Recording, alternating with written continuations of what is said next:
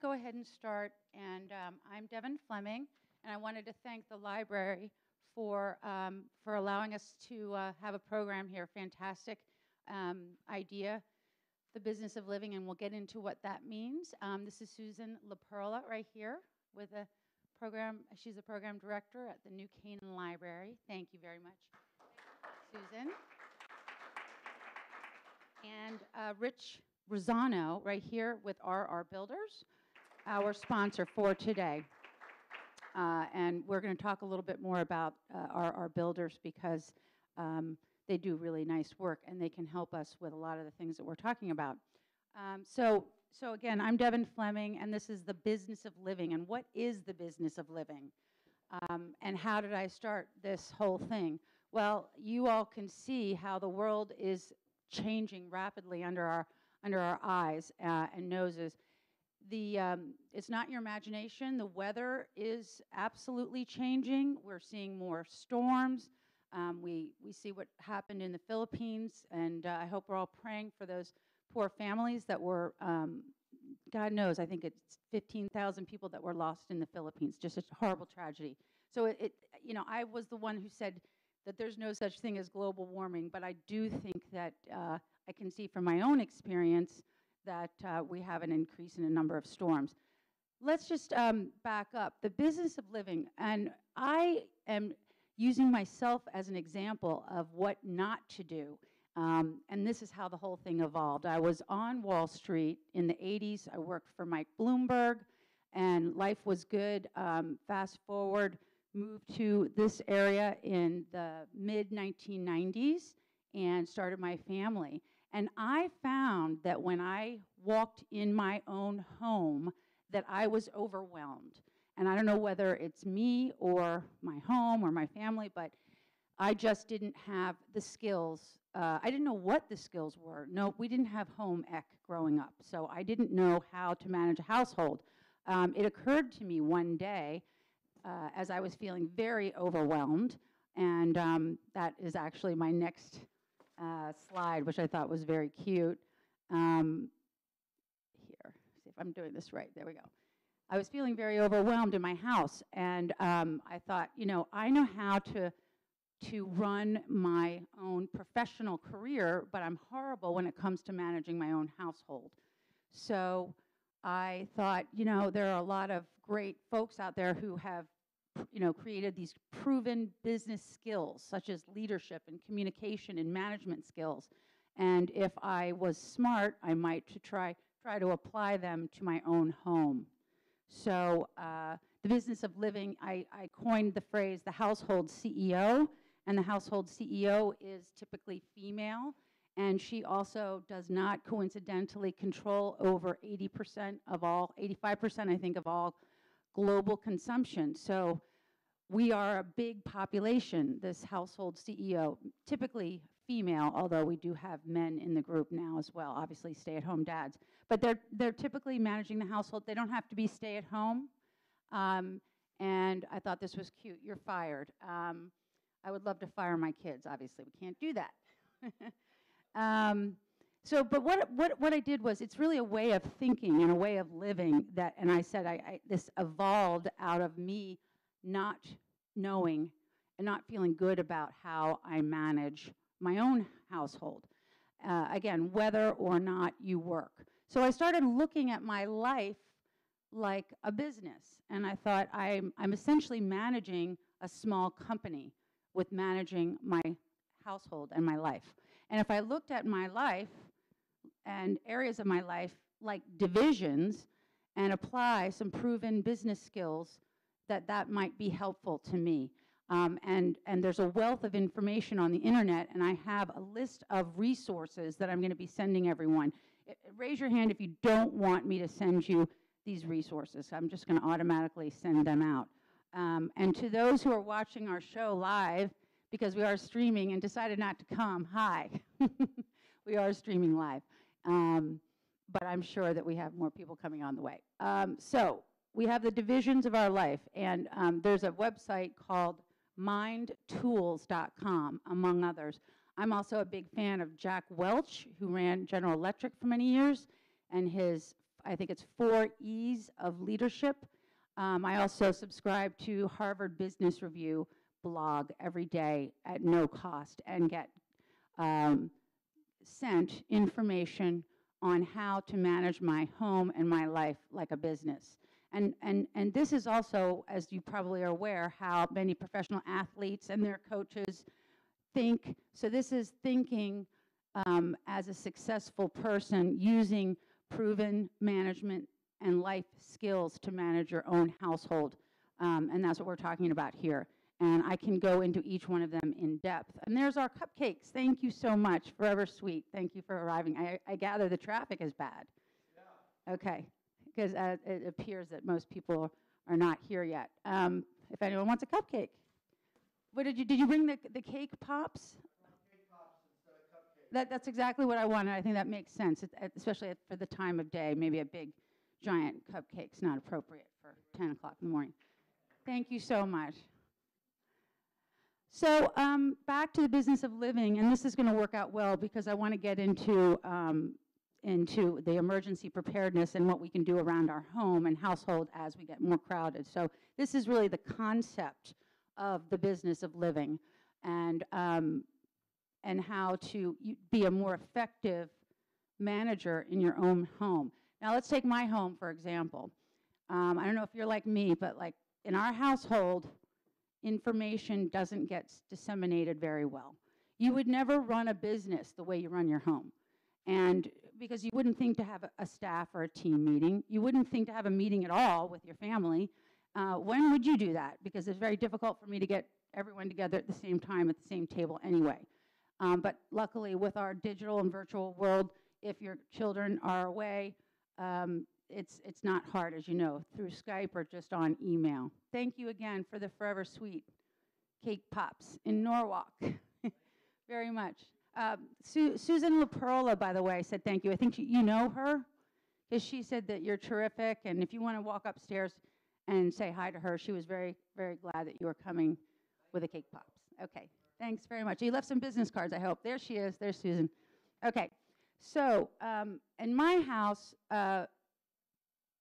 we don't do a good job of communicating information. We don't do a good job of communicating the budget, the household budget. All of these business skills that you use in your own company or your own office or own professional life or even just in your own charitable organization.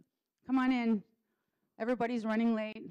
Thank you for coming. We're just jumping right in. We're talking about the business of living and the concept. There's coffee and cake pops in the back. And just ask you to sign in. That'd be great. So we're talking about communication. Communication is key. I don't know about you all, but I feel like the world, there's too much information now. I don't know how many emails you get, but I get way too many emails. So I could spend a whole day discussing communication and how to discern what is real information and what isn't real information. And that's really the key to life, I think, being able to discern what is valuable and what is a waste of time.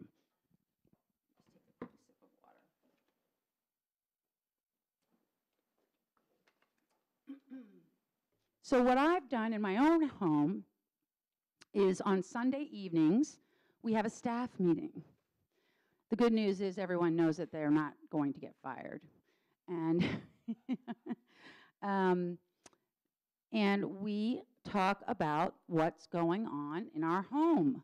We talk about who's going where and when, and does anyone have the same, thing even with their spouse? I told you about that thing coming up next weekend. Of course, maybe you did, maybe didn't, maybe thought about it. Maybe you wrote the email, never pressed send. But this way, when you have a regular weekly meeting live or online with the digital world we have today, you can talk about what's going on. And I'm not going to go into too much detail on all this because I really want to keep you guys engaged, and we can go into more detail. But this is what I do in my own home. Sunday nights, I have a surprise dessert, and it's last Sunday it was Make Your Own Sundays, and I have a sheet of an agenda of topics that we're discussing in our home.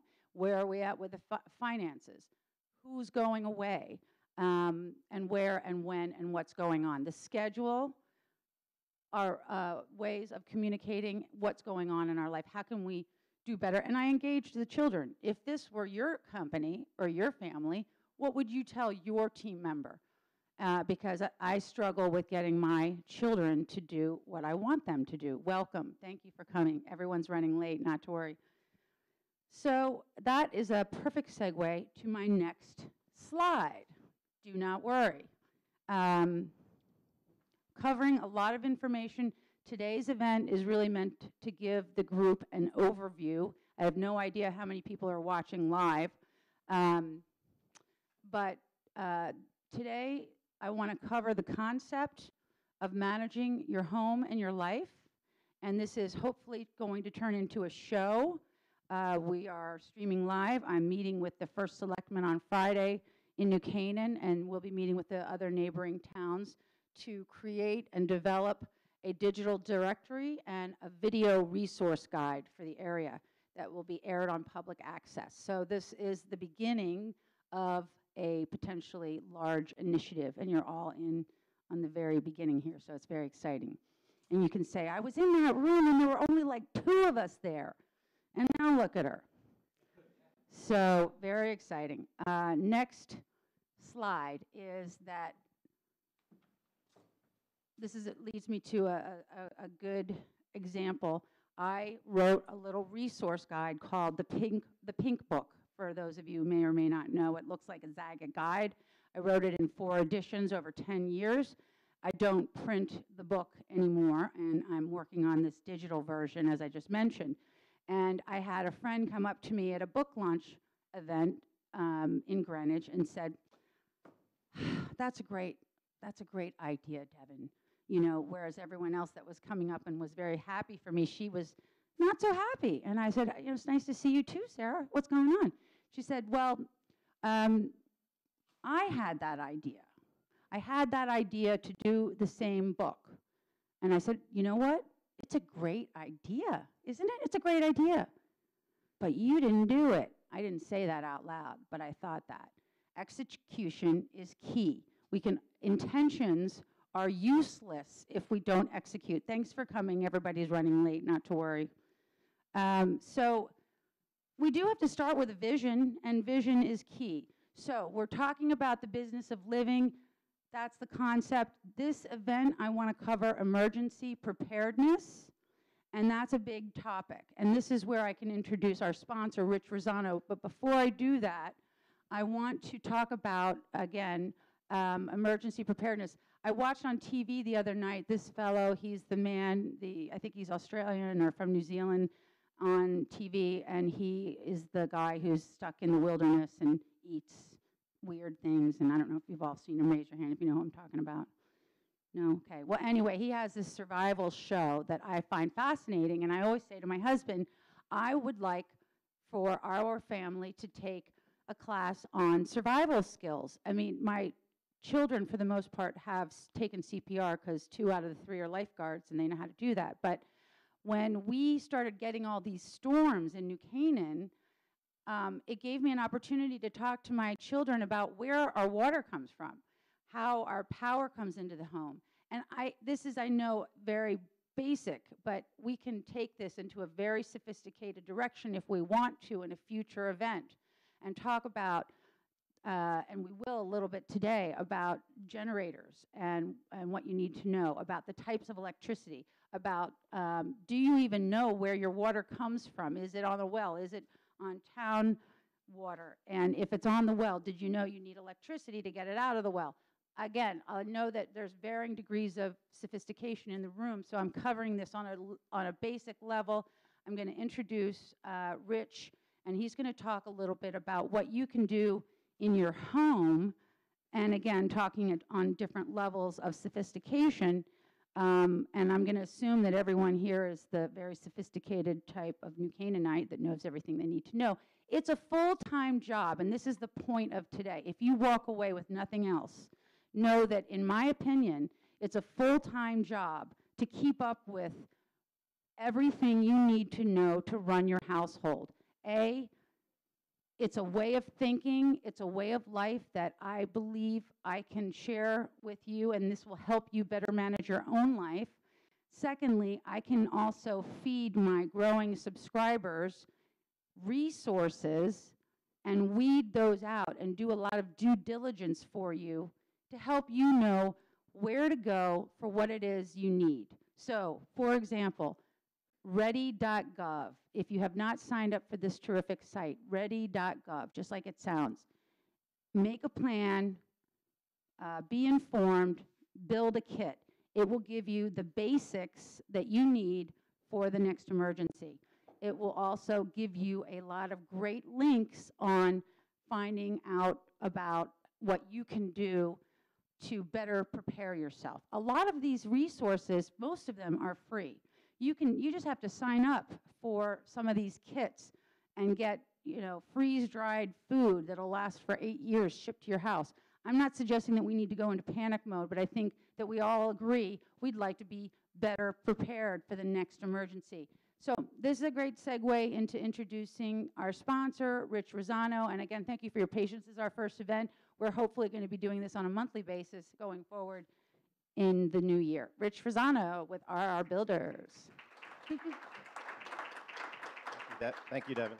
So why don't you just, I think you need to unfortunately keep your mouth right Okay. there, that microphone, so we can hear you on the videotape and as well as the live streaming.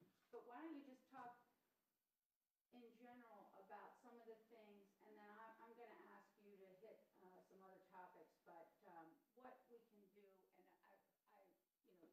I apologize if you all know this already, but it's a good refresher, and I'll be sending everyone an outline follow-up on all this as well. Tell us what we need to know about our home. What can we do to prepare our household before the emergency hits, proactively? All right. Well, thank you all for coming. And I wanted to share a couple of simple tips that we often either tough, I know. don't think of or forget for our home, particularly as we're going into winter season.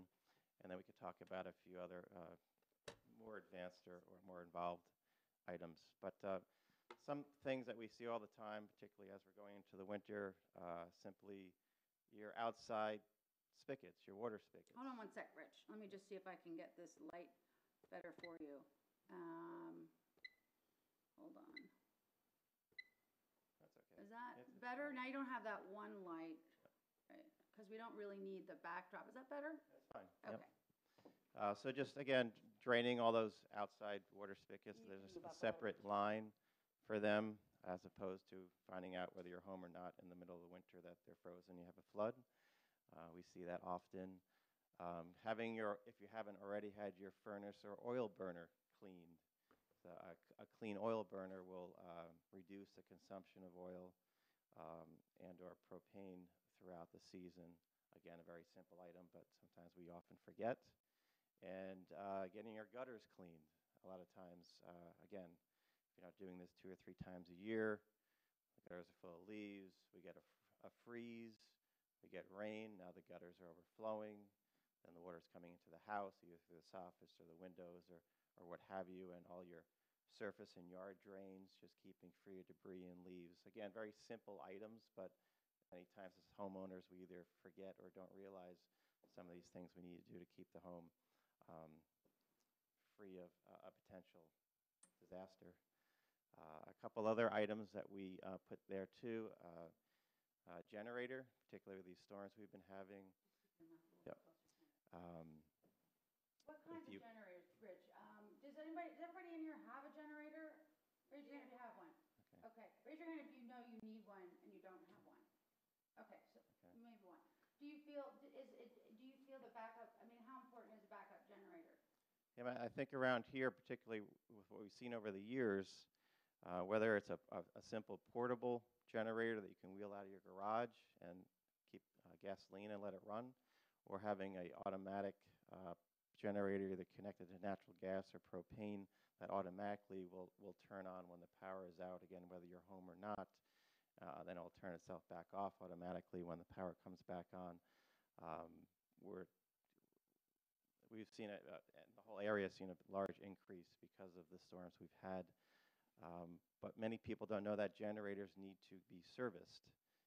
It's an engine like a car and can only run so many hours before it needs to be serviced. So generators really should be on an annual service plan from your local generator company, at least serviced twice a year, because a lot of times people find out that the generator's not working, unfortunately, when you need it, and it's too late. So Is there one main type of generator? no, there's all different types and size generators. Again, what do you want? If you just want the basics to the complete house to be Depending on backed what up. you think is important, it needs to be Correct. powered. Yeah. Okay. And that will obviously affect the budget as far as the size of the generator and the type and what you would like backed up in the house. So what's the next most important thing? You know, we are going to get into having a healthy and sustainable home, because I find that this is a topic that a lot of folks want to discuss. And whether you're building a new home, remodeling, or just concerned about having a healthy home. Not to worry, Cheryl, everybody was running late. We were all running late today. Welcome. Thank you so much for coming. There's coffee in the back. We are talking about having a healthy and sustainable home and the business of living. So again, different levels of sophistication in the room, but talk to me a second, because you hear about going green, green home consulting. It's a very broad topic and a topic that we can cover at a later date. But some of the basics, and I'm not talking about like just changing light bulbs or energy efficiency. I'm talking about perfect example. Over the summer, I had a fan in my home. It's a farmhouse. It's an older home. We have some rooms aren't air conditioned, and on the fan was collecting some black lint. It was black. And it occurred to me that I have no idea how clean the air is in my home. And I have no idea what's going on in that home. So obviously we can get the home tested, the home needs to be renovated. But in the meantime, what do you want to tell the group about what they can think about in terms of having a healthy home? Yeah, I think one, again, just keeping it simple, one basic item that we recommend is to at least have your filters on your HVAC system replaced twice a year, maybe once in the spring and once in the fall. And particularly if you have pets, you might do that 2 or 3 times a year. Again, collecting all that debris in the air and not letting it pass through, and then seeing it on grills and fans and things. Again, very basic and simple.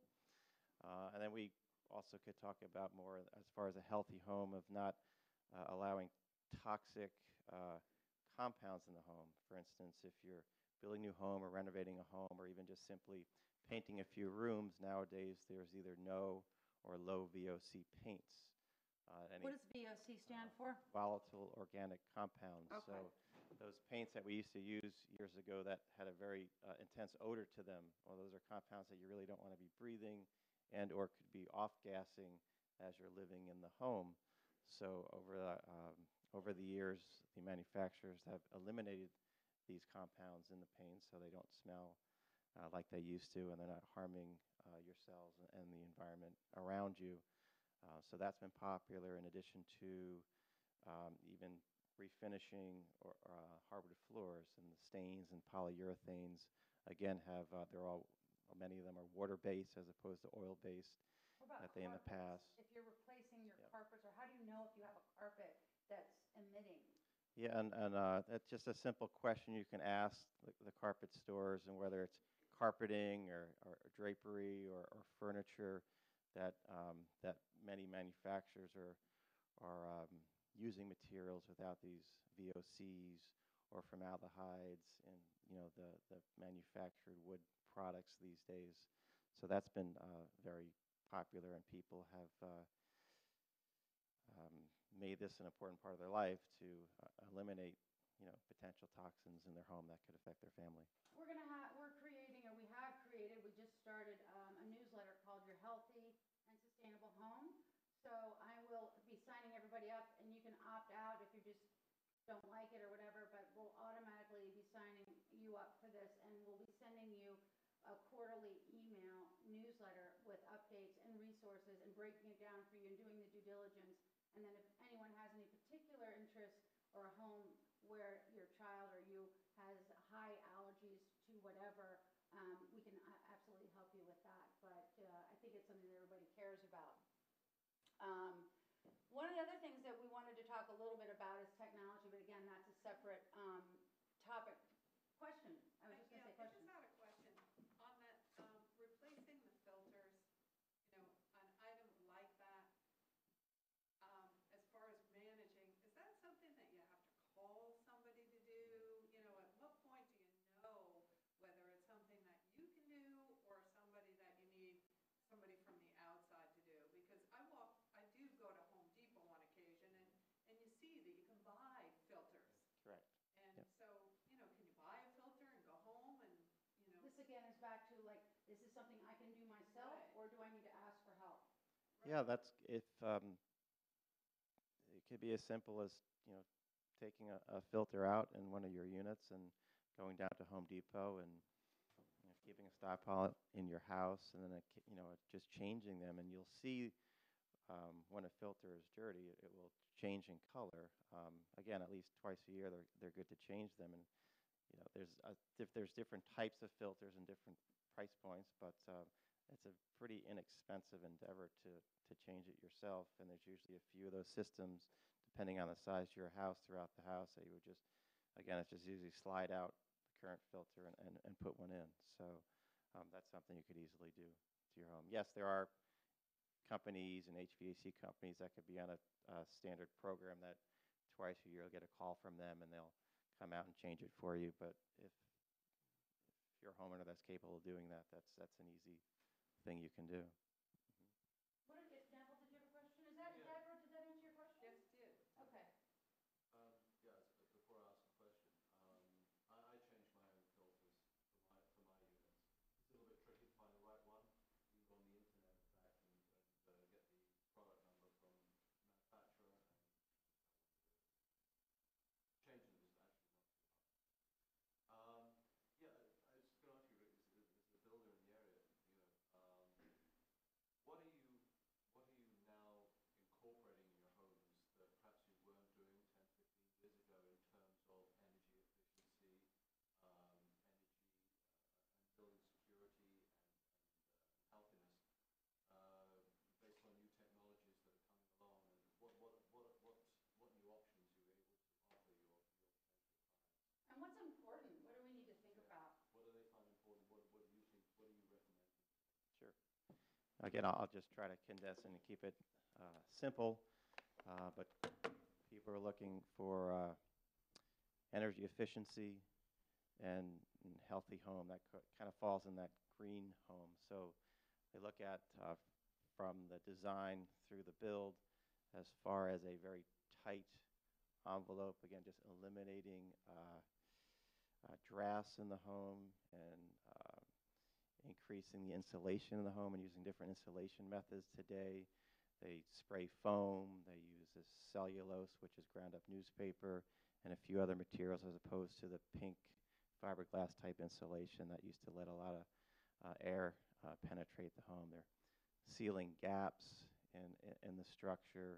They're wrapping a rigid foam layer on the outside of the house to minimize air infiltration. No plastic wrapping around the outside anymore.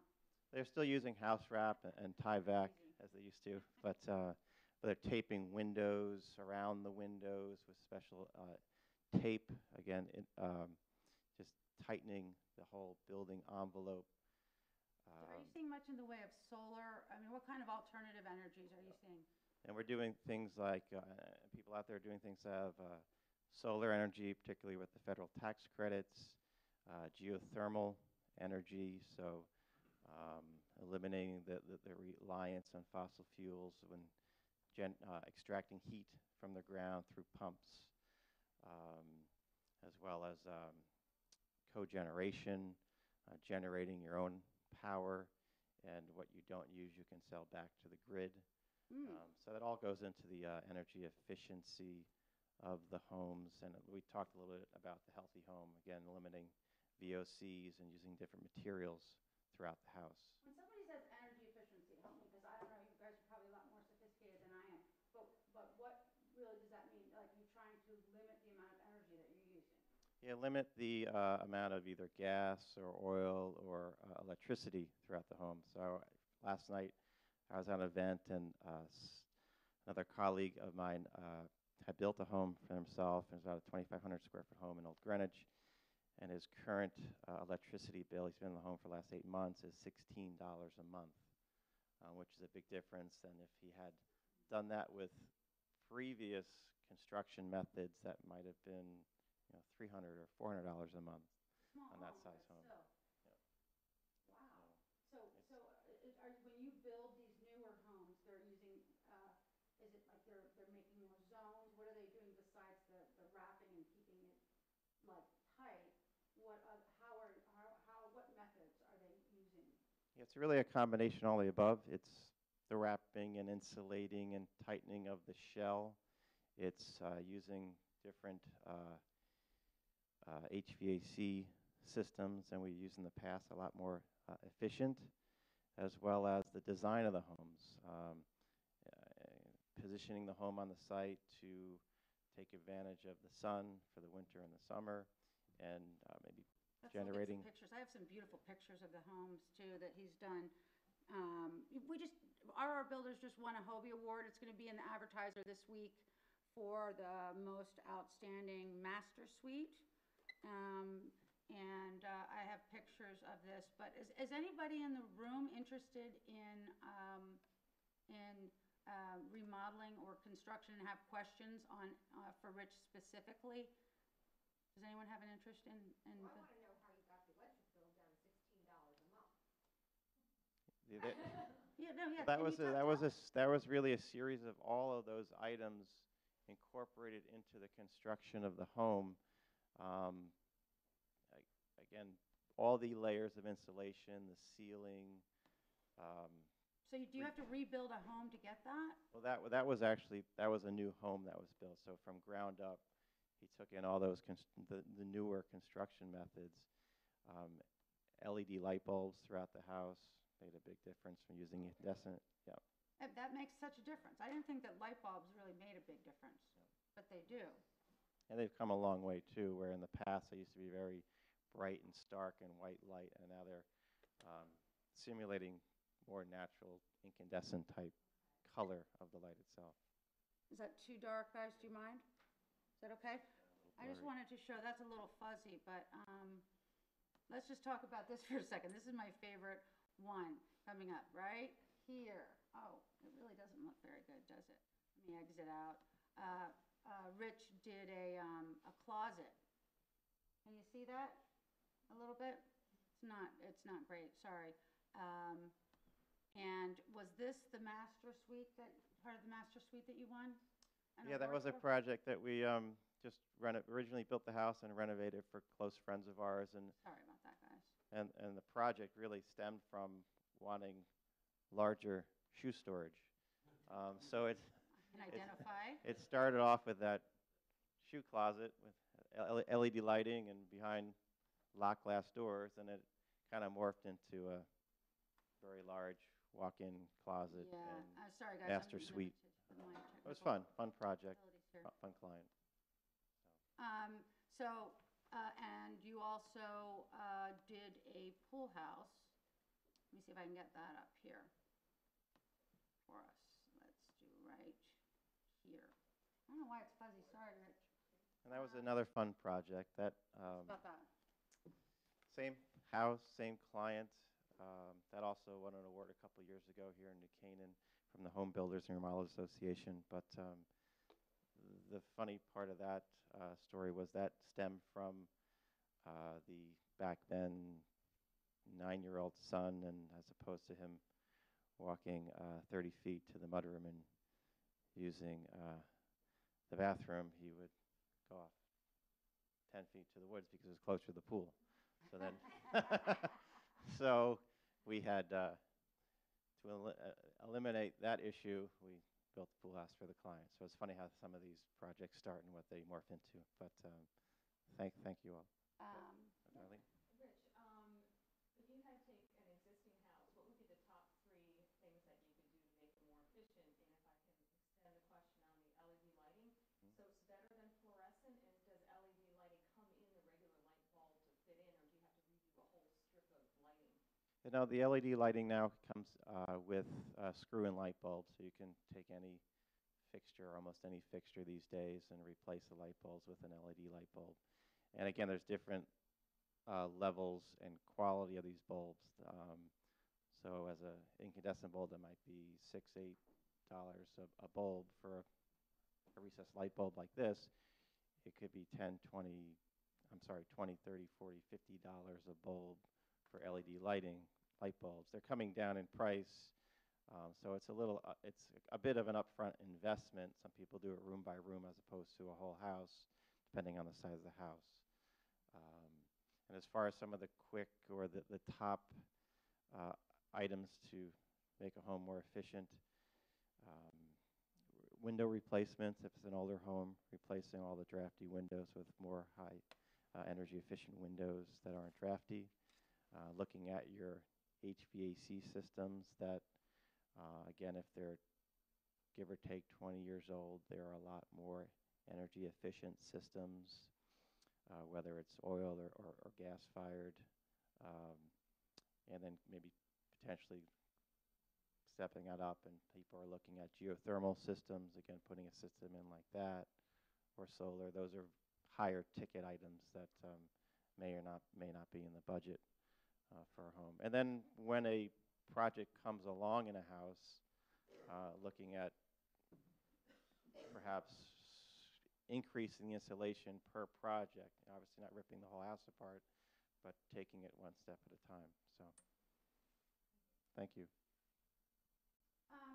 We can go on, but I think that's probably enough that we want to cover on that for now. But thank you so much, Rich. And just so you all know, thank you. Very good, very helpful. I mean, it's tough because everybody has different interests in the room, and the other 35 people didn't show up. But here's the good news. What we are doing going forward is creating a video digital TV show called The Business of Living. And so whether it'll either be in this space or a similar space, we'll be videotaping our show, and I'll be the facilitator asking questions to my expert on areas for your home, your family, your finances, your fun, and we'll have an audience, a studio audience. So you all will be here or not here, and it won't really matter because we'll be videotaping it, and then we'll be distributing our video segments. So that's the plan going forward with the show. I do think it's nice to have an audience and engage the audience and see who has an interest in what and ask questions. But that's what we're planning on doing going forward on a monthly basis with a monthly, recording event. So if you all want to share this with your friends, or if you have any ideas, right now we're centered on the home. My brand, the Devon Fleming brand, offers practical solutions for the modern woman and household manager. And I typically focus on your home, whether it's your household members or your physical home. We start typically with the home, and you are the CEO of the home, and you're managing the different divisions of your life. And we talked about this earlier today, but just to review, there's a lot of great proven business skills that are available in the world that I subscribe to. And if you would like to subscribe to my newsletter and Rich's newsletter, we can do our due diligence and weed out all of the information that we don't think is helpful and hone in on the information that we do think is helpful, and then share that with our subscribers and our audience. But it starts with you. You've heard this before. This is not rocket science. It's really just remembering and applying it into your life on a daily basis. So my life starts with me, and I happen to be a woman of faith, so it's me and my and God. And then from there, if we help ourselves, then we can help others. So the better I am today, and the more managed and organized, the more organized I am, if I put the oxygen mask on first, I can help those around me, my family, my career, my fun, the volunteer commitments that I have. And so I love this. I thought we'd end with this, that, with persistence, you can be an exceptional leader because you take care of yourself and then you can take care of those around you and inspire and empower and help those around you. And it just goes out from there. So I really want to say thank you to everyone for coming and to our live audience. And this will be it is videotaped, and we'll edit it and then we'll upload it. And we're starting officially with our new digital TV show. This is the first one. So you guys are in on the ground level. And thanks so much for coming today. I'll turn the lights on. And everyone can get themselves a cake pop. And we can open it up to talk amongst yourselves or move on.